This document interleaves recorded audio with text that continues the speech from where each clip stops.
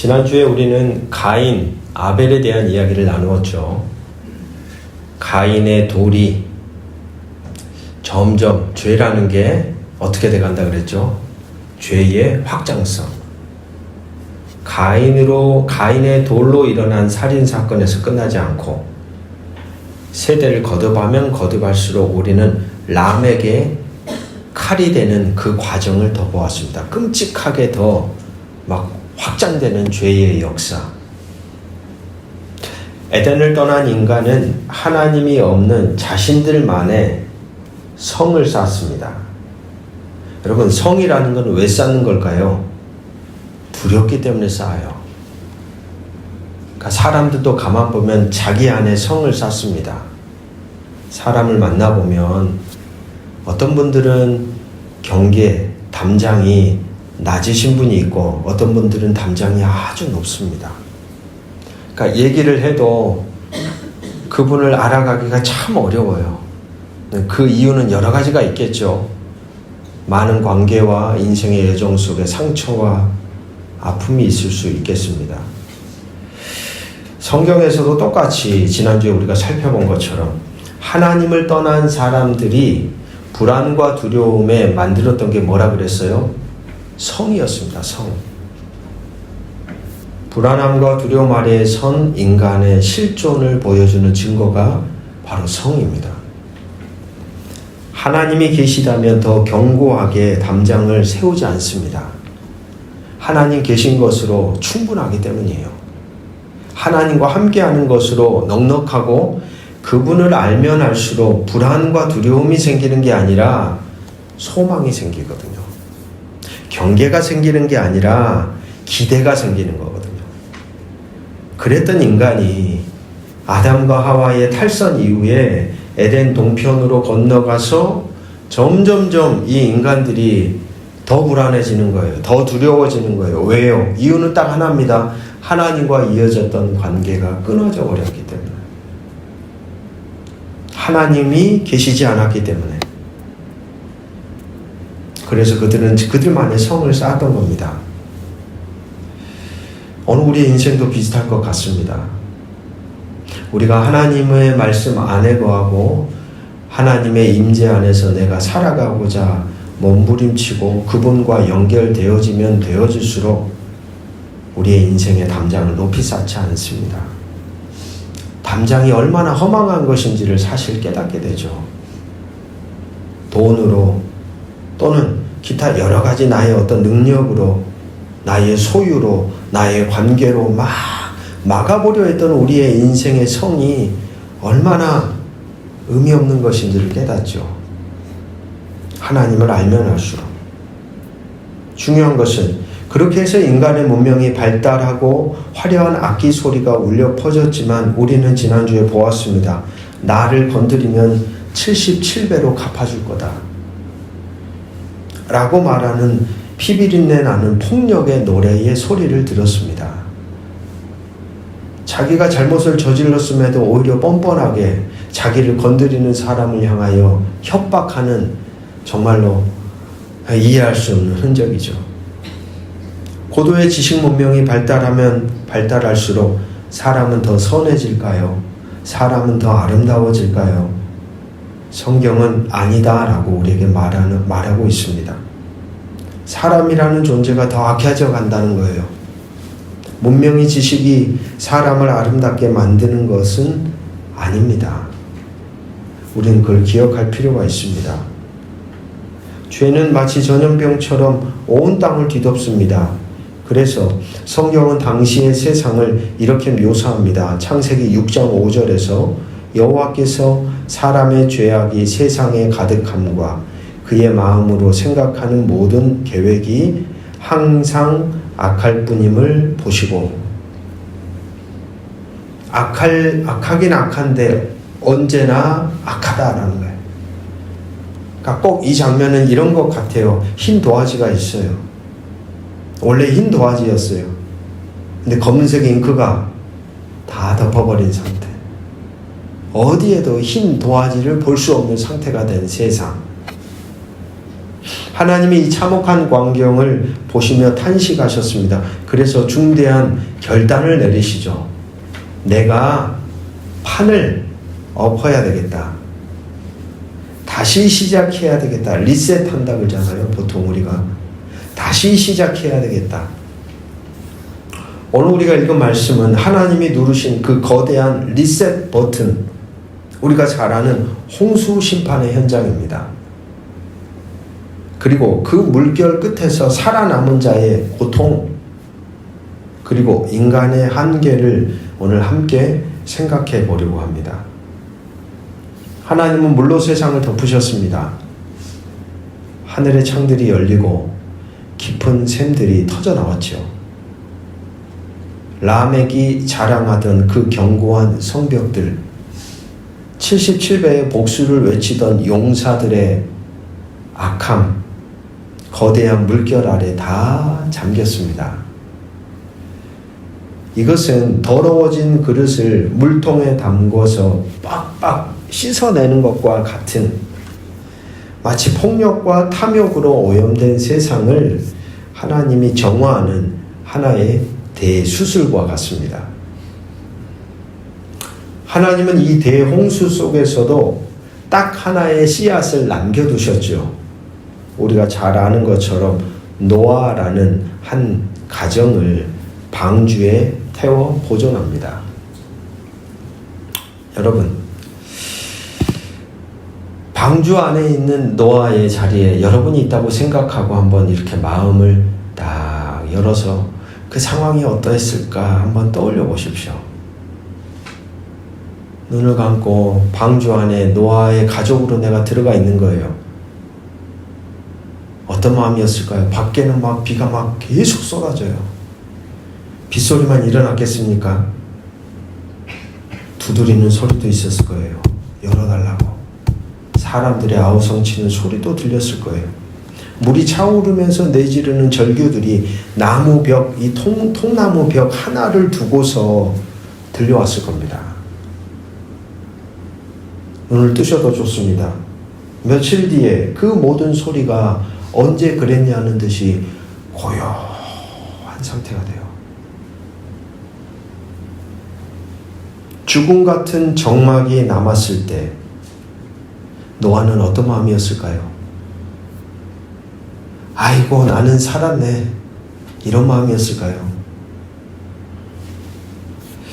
우리가 성경을 읽어갈 때 한 사람에 대해서 생각하게 될 때 그 대상을 어떤 뚝딱뚝딱 만들어진 완전한 상태로 보는 것을 좀 우리는 내려놓아야 합니다. 성경에 등장하는 이 사람들도 우리와 동일한 성정을 가진 한 사람이죠. 그들에게도 감정이 있고 생각이 있고 마음이 있고 상처도 있고 약함도 있고, 그것을 인정하며 그 인물에 대해 귀를 기울이며 이렇게 세심하게 다가갈 때 우리가 평상시에 놓쳤던 부분들을 우리는 또 발견할 수 있는 길이 됩니다. 여러분, 노아는 유일한 생존자입니다. 자신이 알던 모든 사람들이 다 수장되었습니다. 그것을 보았던 목격자예요. 어쩌면 그는 깊은 생존자, 살아남았다라고 하는 죄책감에 시달렸을지도 모릅니다. 내가 좀 더 저들을 설득할 것을, 내가 어떻게 해서라도 데려와서 이 방주 안으로 끌고 들어왔을 것을, 살아남은 게 아유 복이다 이런 생각보다 제가 이 본문을 보니까 그 노아 안에 얼마나 많은 그 트라우마가 남았을까라는 생각이 드는 지점이 있는 것이죠. 왜 나만 살았을까? 저들의 죽음 위에서 나는 앞으로 무엇을 해야 할까? 방주 안에서 1년은 구원의 시간이었지만 동시에 씻을 수 없는 트라우마가 새겨지는 시간이기도 했겠다라는 생각이 드는 이유입니다. 보십시오. 물이 빠지고 노아가 밖으로 나왔습니다. 세상은 마치 물로 대청소를 한 것처럼 깨끗해졌겠죠. 가인 같은 살인자도 라멕 같은 폭력배도 모두 사라져서 세상은 어쩌면 이제 완전히 리셋된 새로운 출발을 할 수 있는 그 선상에 서 있는 것처럼 보입니다. 그리고 하나님은 노아에게 아담에게 주셨던 복을 다시 주십니다. 생육하고 번성하여 땅에 충만하라. 여러분, 이 새로운 세상이 얼마나 오래 갔을까요? 놀랍게도 홍수가 끝나자마자 우리는 성경을 따라 읽어가다가 오늘 우리가 읽었던 본문 속에 충격적인 장면을 마주하게 되죠. 9장 20절 21절 노아가 농사를 시작하여 포도나무를 심었더니 포도주를 마시고 취하여 그 장막 안에서 벌거 벗은지라. 당대의 의인이라고 들었던 이 노아가 홍수 심판을 견뎌냈던 그 방주를 만들기 위해서 무려 100년이 넘는 시간을 막 뚝딱뚝딱 하면서 사람들의 멸시와 조롱 속에서도 믿음으로 잘 이겨서 그것을 만들어가지고 하나님 앞에 순종하며 결국 생존했던 이 믿음의 영웅과 같은 노아가 갑자기 술에 취해 망신창이가 된 모습을 우리가 마주하는 것입니다. 왜 그랬을까요? 단순히 포도주가 맛있어서였을까요? 앞서서 말씀드린 것처럼 노아 안에 지워지지 않는 트라우마들을 잊기 위한 자기 나름대로의 자가치유 방법이 술이지 않았을까라고 하는 생각을 첫 번째 해봅니다. 그러나 그것이 사람을 완전히 치유해 주지는 못하죠. 몸도 망치고 인생도 망치는 것이죠. 모든 사람들에게도 저마다의 상처가 있습니다. 이걸 어떻게 푸느냐는 우리 인생의 너무 중요한 화두입니다. 적어도 이 방법은 아니다라는 거죠. 그리고 또 이런 생각도 해봅니다. 노아는 홍수 심판을 준비하고 방주를 짓는데 120년의 시간이 걸렸거든요. 성경의 기록을 보자면. 그 120년 동안은 극도의 어떻게 보면 자기 나름대로의 믿음의 긴장이 있었어요. 하나님이 저걸 말씀하셨고 난 이걸 완수해야 돼. 그리고 홍수기간 1년 동안 방주 안에서 생명들을 돌보며 치열하게 버텼을 것입니다. 그런데 여러분, 참 인간이라는 존재가 참 재미있으면서도 신기한 지점이 뭐냐면 모든 위기가 끝나고 평안이 찾아올 때가 진짜 위기가 되는 경우가 많아요. 진짜 전쟁터에서는 어금니를 꽉 깨물고 내가 절대 넘어지지 말아야지, 이겨야지 하면서 막 열심히 싸웠는데 진짜 위기는 언제 찾아오냐면 평온한 순간에 찾아온다는 거예요. 전쟁 중에 넘어지지 않았던 장수 같았던 노아가 평화의 시기에 무장 해제가 되어 넘어지는 것 같은, 긴장이 풀리면서 영적 경계심이 무너졌고 육체의 소욕에 자신을 내맡기게 되었습니다. 그래서 말씀드립니다. 고난의 때보다 더 위험한 것은 모든 것이 평안할 때, 평안할 때 어쩌면 우리는 더 깨어 있어야 합니다. 우리가 영적 긴장을 놓는 순간 죄는 기가 막히게 우리의 틈을 타고 들어옵니다. 예외가 없습니다. 목회자도 어떤 영적인 지도자도 예외가 없어요. 틈이 생기게 돼 있어요. 노아의 실수는 우리에게 말하고 있습니다. 선줄로 생각할 때 넘어질까 조심하라는 것이죠. 그리고 여기서 세 번째 한 가지 더 생각을 해봅니다. 한 목사님은 이 대목을 이렇게 설명하여 풀어봅니다. 우리는 중력의 법칙에 지배받는 존재입니다. 가만히 있으면 아래로 떨어지는 것이 자연의 이치이듯 영혼도 깨어있지 않으면 죄의 중력에 이끌려 타락의 심연으로 떨어집니다. 홍수로 세상은 씻겼을지 몰라도 노아의 마음속에 있는 이 욕망의 중력은 사라지지 않았던 것이죠. 죄는 외부 환경의 문제가 아니라 우리 안에 내면의 기울기의 문제입니다. 예전에 사경회 때 오셨던 목사님이 그런 얘기 하셨잖아요. 윤용 목사님이 우리 안에 기울어짐이 존재한다는 것. 어디로 기울어지느냐에 따라 우리의 인생이 달라진다는 것. 그렇습니다. 이 죄라는 건 그래서 외부 환경의 문제라기보다 우리의 내면의 기울기가 어디를 향하여 기울어져 있는가의 문제입니다. 노아는 거대한 심판 이후 찾아온 공허함 그리고 트라우마를 이기지 못해 술이라는 도피처를 찾았습니다. 하지만 그 결과는 안식이 아니라 수치였습니다. 더 비극적인 것은 그의 아들 함의 반응입니다. 아버지의 수치를 본 함은 그것을 덮어주는 대신 밖으로 나가 형제들에게 떠벌리죠.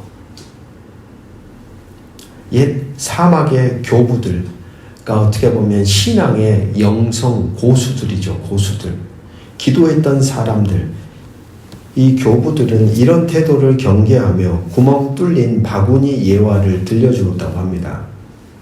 한 원로 수도사가 구멍 뚫린 바구니에 모래를 가득 담아가지고 등에 지고 나타납니다. 그럼 뒤로 자꾸 뭐가 떨어져요? 모래가 이렇게 떨어지겠죠. 그러면서 이렇게 말하는 것이죠.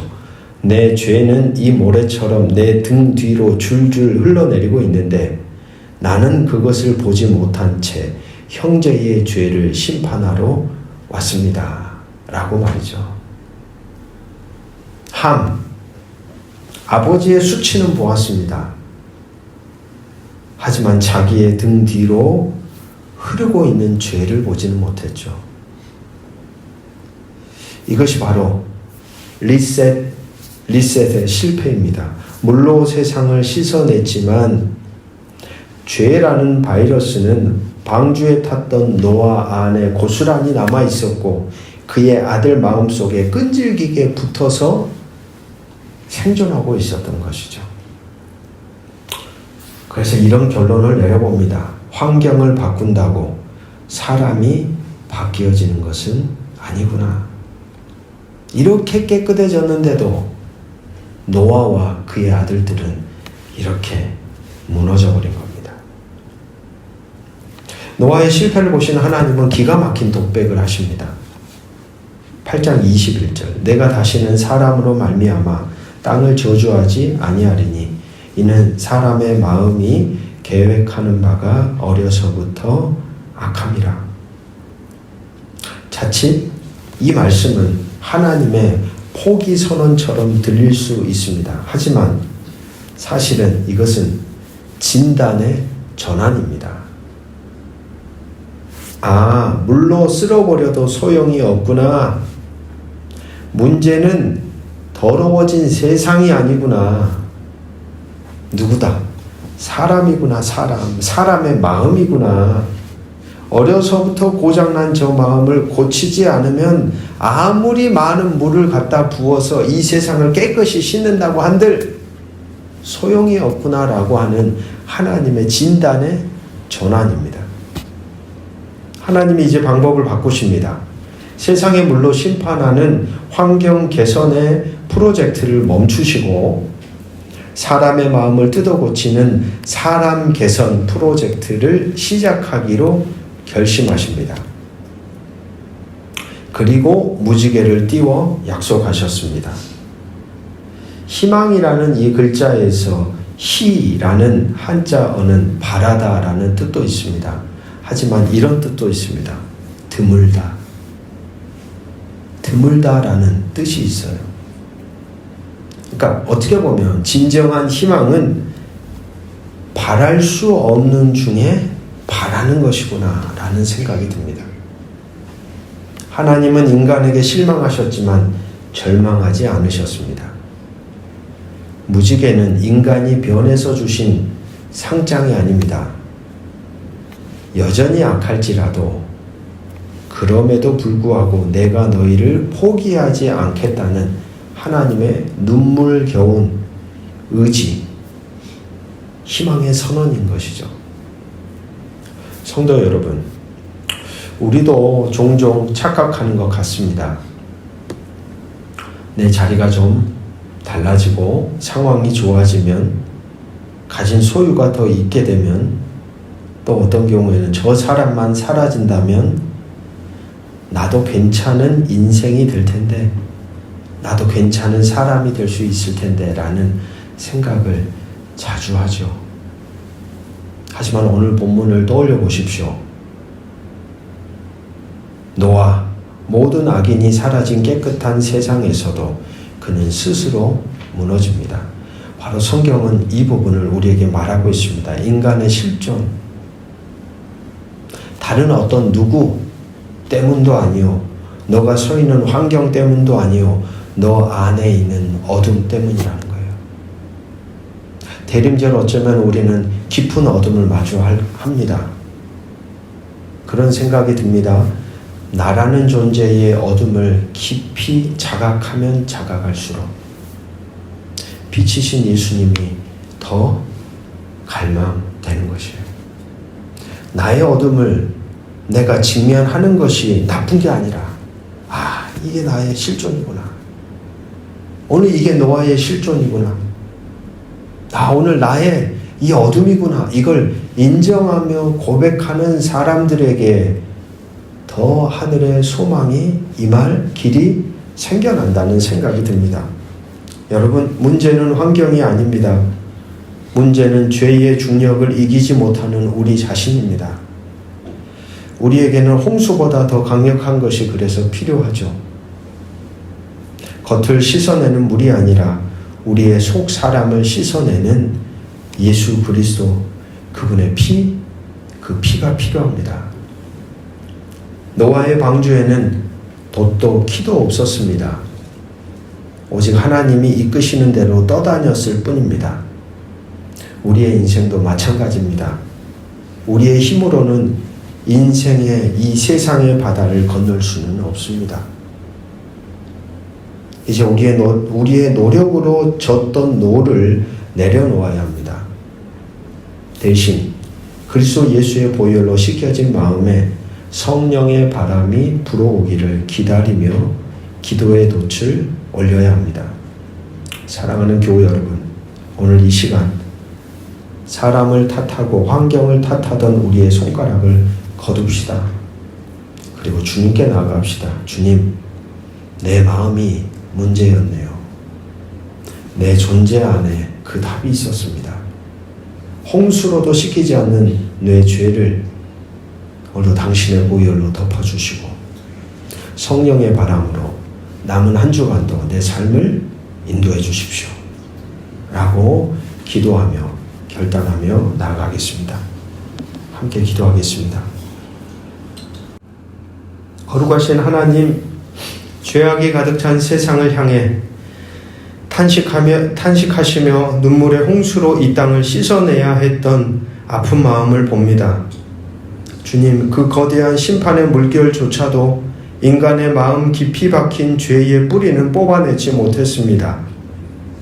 끔찍한 재앙에서 살아남았지만 그 트라우마와 질성을 이기지 못해 무너진 노아의 모습 속에서 오늘 우리의 적나라한 자화상을 발견합니다.